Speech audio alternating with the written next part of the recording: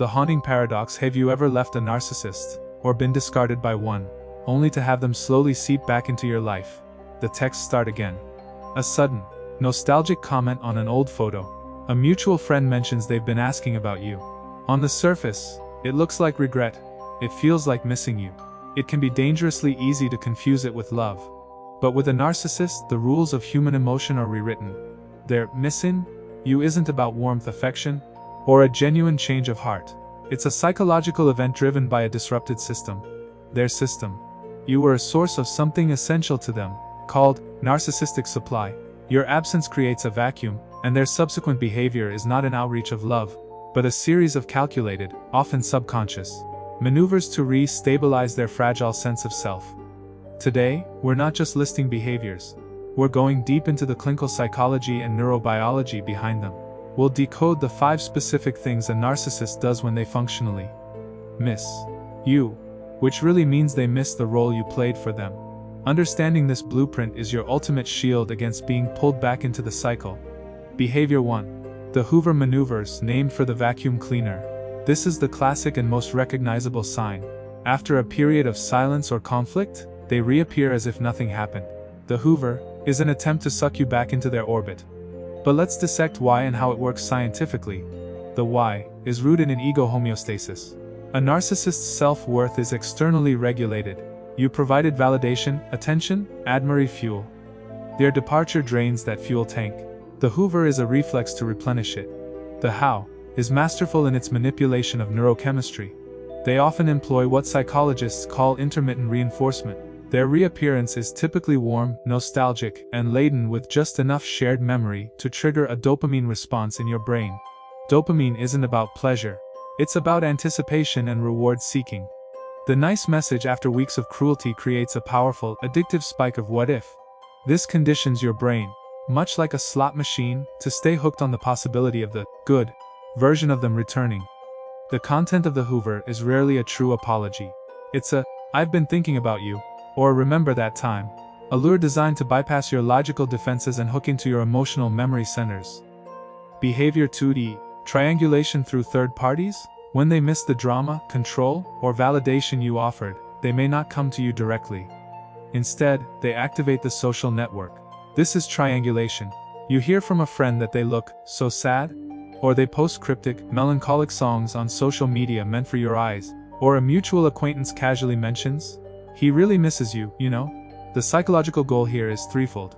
First, it creates social proof, making you question your narrative. If everyone sees he's suffering, maybe I was wrong. Second, it induces FOMO's fear of missing out on the reconciliation that others seem to be witnessing. Third, and most crucially, it triggers a primal anxiety about social standing and reputation. By making their suffering public, they apply indirect pressure, forcing you to either break your silence, thus re-engaging, or risk looking like the cold, heartless one in the public eye. They turn your support system into an unwitting agent of their campaign.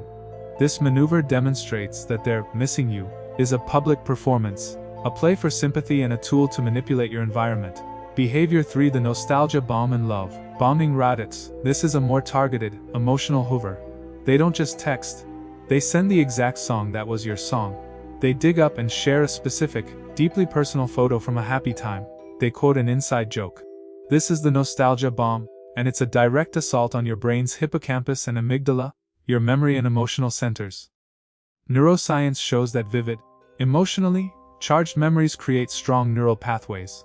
By activating these precise pathways, they are chemically engineering a state of nostalgic longing in you. They bypass the rational prefrontal cortex, which remembers the betrayal and pain, and go straight for the emotional core that remembers the love, connection, and hope. This is often accompanied by a scaled-down version of the initial love bombing, over the top compliments, promises of change, future faking. Imagine if we went to that place we always talked about. It's not a promise, it's a neurological hack designed to induce cognitive dissonance, making you drown in the beautiful past to distract from the painful present. Behavior 4D. Provocative pity plays and victimhood. When positive nostalgia fails, they switch scripts. This is when missing you morphs into a display of utter devastation. They might hint at a personal crisis, imply they're not coping well, or even suggest their health is failing. The message is clear: your absence is destroying me. This leverages the empathy and caregiver instincts of a compassionate person, which you likely are. It transforms you from the one who was hurt into the perceived perpetrator of their pain. This induces massive guilt, a powerful emotion designed to override boundaries. In their distorted psychological economy, your compassion is no longer a gift, it's a liability to be exploited. They're missing you. Here is presented as a form of helpless suffering, making your continued distance feel cruel, not self-protective. It's a final, desperate bid for supply by positioning themselves as the victim, forcing you back into the role of the responsible, healing caretaker they originally groomed you to be. Behavior 5D.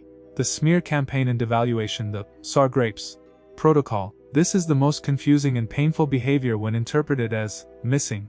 When a narcissist realizes their hoovers, triangulation, and pity plays are failing, they often flip the script entirely. They begin to devalue you to others and sometimes even to you directly. They might say you've changed for the worse, call you cold, bitter, or claim you were the problem all along. This is the "I can't have it, I'll spoil it for everyone" mentality. Psychologically, this serves two critical functions for them. First, it's a pre-emptive strike to protect their fragile ego. If they can't regain you as a source of positive supply, they must destroy your value to make your loss seem unimportant. They transform you in their narrative from a lost love to a worthless person, thus protecting their own self-image from the injury of your rejection. Second, it's a final effort at control. If they can't control you by having you, they will try to control the narrative about you. This behavior conclusively proves that their entire missing you episode was never about you as a person. It was about regaining a source. When that fails, the source must be publicly deemed spoiled to save face. The unifying truth of your power, these 5 behaviors: hoovering, triangulation, nostalgia, bombing, pity plays, and the eventual smear, are not signs of a heart growing fonder. They are the symptoms of a psychological system in withdrawal, attempting to reboot a critical application you. Recognizing these patterns for what they are, automatic, predatory scripts, is your ultimate liberation. It allows you to see the "miss you" text not as a hopeful olive branch, but as a psychological fingerprint. It allows you to hear the mutual friends report not as gossip, but as a tactical maneuver. Your power lies in this knowledge. The most effective response to all 5 behaviors is not anger, debate, or explanation. It is consistent, silent, and unwavering detachment. You deprive the system of its required feedback. You become a black hole to their signal. By understanding the science behind their missing, you reclaim your narrative, protect your peace, and finally see their actions not as a measure of your worth, but as a diagram of their dysfunction. If this breakdown resonated with you, if it helped name a confusing experience, you're not alone. Share your insights in the comments below. What behavior did you recognize most? For more deep dives into the psychology of relationships and recovery, please like this video, subscribe to the channel, and hit the notification bell. We untangle a new complex topic every week. Remember, your absence is their problem. Your healing is your priority. Thank you for listening. Stay strong.